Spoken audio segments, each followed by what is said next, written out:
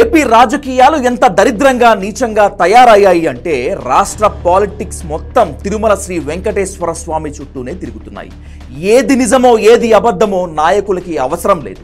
తిరుమలను అడ్డం పెట్టుకుని ప్రత్యర్థి పార్టీలను ఆగమాగం చేయటం, రచ్చ చేయటం, తద్వారా పార్టీలకు ఓటు బ్యాంకు పెంచుకోవటం. ఇది తిరుమలలో నిత్యం పార్టీలు మీడియా చేస్తున్న దుర్మార్గ రాజకీయం.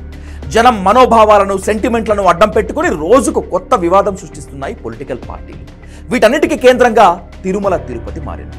దేవుడు, పుణ్యం, పాపం, ధర్మం, భక్తి ఇవేమీ లెక్కల్లో లేవు. వెంకటేశ్వర స్వామిని అడ్డం పెట్టుకొని అక్కడ రోజుకో వివాదం సృష్టించాలి. ఆ వివాదం ద్వారా ఏదో ఒక రాజకీయ లబ్ధి పొందాలి. ఇదే జరుగుతోంది కొన్నాళ్లుగా తిరుమలలో. వైసీపీ, టీడీపీ, బీజేపీ, జనసేన ఈ 4 పార్టీలు దీనికి అతీతం కాదు. దేవుని చుట్టూ వివాదాలు రేపడంలో 1కి 2 పోటీ పడి జనాన్ని రెచ్చగొడుతున్నాయి. ఏది నిజమో ఏది అబద్ధమో జనానికి అర్థం కావటం లేదు.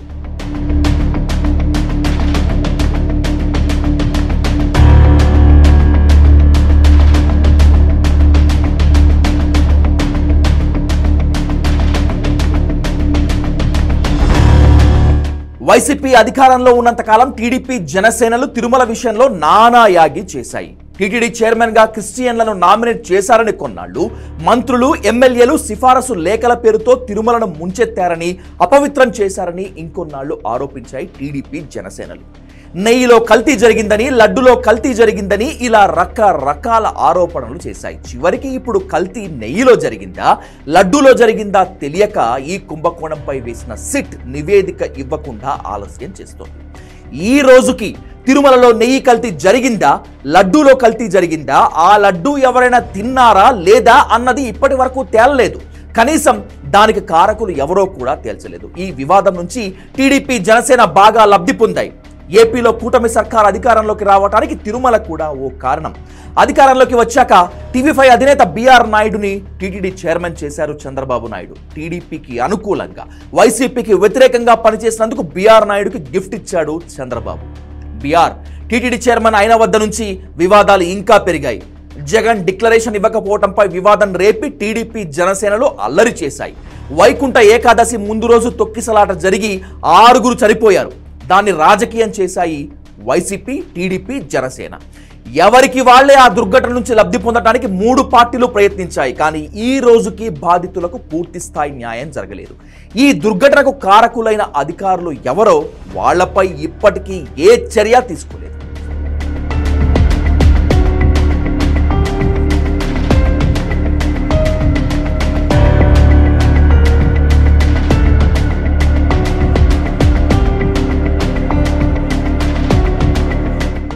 ఇక తిరుపతి గోశాలలో 191 ఆవులు చనిపోయాయని వైసీపీ నేత, టీటీడీ మాజీ చైర్మన్ కరుణాకర్ రెడ్డి కొత్త వివాదం లేవదీశారు. ఇందుకు సంబంధించిన పత్రాలు కూడా ఆయన రిలీజ్ చేశారు. టీడీపీ నేతలు కాస్త ఆవేశపడి ఇద్దరం కలిసి గోశాల పరిశీలనకు వెళ్దాం రమ్మని ఛాలెంజ్ చేసి చివర్లో పారిపోవడంతో ఆ వివాదంలో వైసీపీ ఎడ్జ్ తీసుకుంది. కానీ గోవుల మరణానికి కారకులు ఎవరో ఇప్పటికీ తేలలేదు.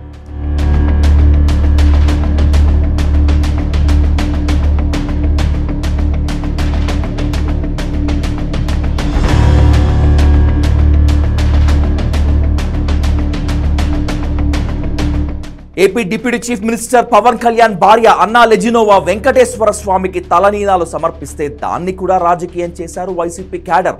ఆమె ఏ మతస్థురాలైనప్పటికీ డిక్లరేషన్ ఇచ్చి వెంకటేశ్వర స్వామిని విశ్వసించి తలనీలాలు సమర్పించింది. దానిలో తప్పేముంది?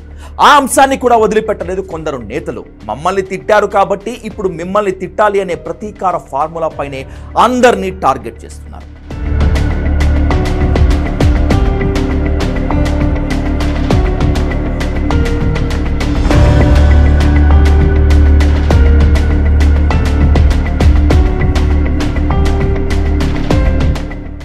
వైసీపీ అధినేత జగన్మోహన్ రెడ్డి క్రిస్టియన్ కావటంతో టీడీపీ, జనసేన పార్టీలకు అవకాశం దొరికింది.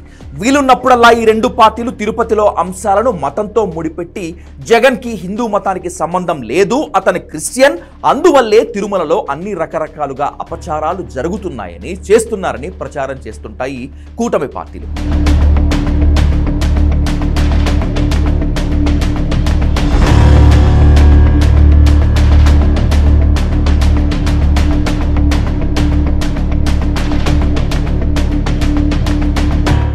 తిరుమలలో లడ్డూలకు వాడే నెయ్యిలో కల్తీ జరిగిందని, జంతు కళేబరం నుంచి తీసిన నూనెను నేతిలో వేసి కలిపారని ఏకంగా సీఎం చంద్రబాబు నాయుడు స్వయంగా ప్రకటించారు. దాన్ని బేస్ చేసుకుని డిప్యూటీ సీఎం పవన్ కళ్యాణ్ తిరుమలలో నానాయాగి చేశారు. సనాతన ధర్మానికి చేటు జరిగిందని పవన్ తన కాస్ట్యూమ్స్ కూడా మార్చి గగ్గోలు పెట్టాడు. తిరుమల నెయ్యి కుంభకోణం సిబిఐ దర్యాప్తు వరకు వెళ్ళింది, కానీ ఇప్పటికీ అది తేలలేదు.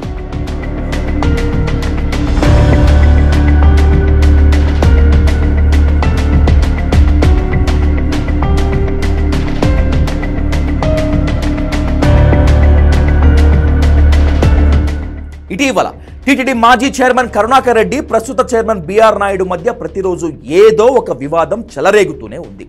వెంకటేశ్వర స్వామి విగ్రహాన్ని మూత్రశాల పక్కన పడేశారంటూ కరుణాకర్ రెడ్డి పెద్ద డ్రామా చేశారు.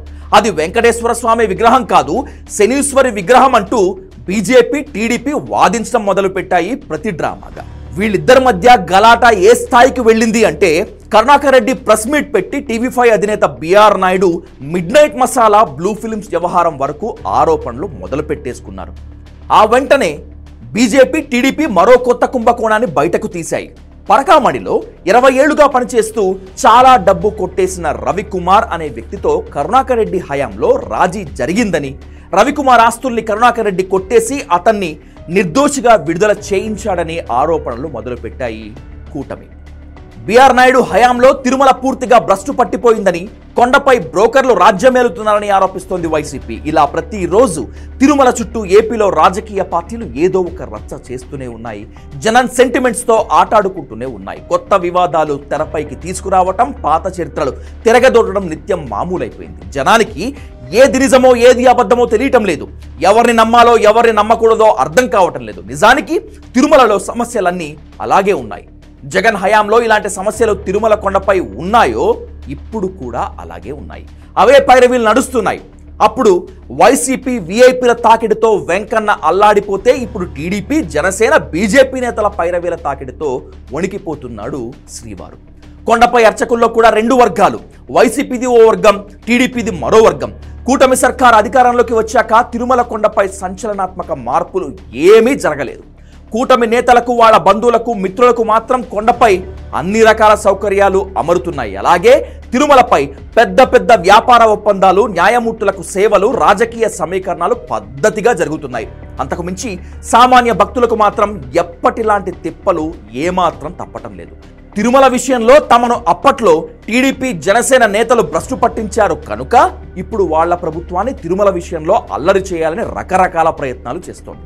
వాటిని తిప్పికొడుతూ కూటమి సర్కార్ తిరుమలలో కొత్త కొత్త కుంభకోణాలు, ఇవన్నీ చూసి జనం అసహించుకుంటున్నారు. రాష్ట్రం మొత్తం మీద కంటే తిరుమల కొండపైనే అవినీతి, తప్పుడు పనులు, అరాచకం జరుగుతుందనేటువంటిది జనం అందరికీ అర్థమవుతోంది. ఇంత జరుగుతున్నా ఆ వెంకన్న మాత్రం నిశ్శబ్దంగా అన్నీ చూస్తూనే ఉన్నాడు.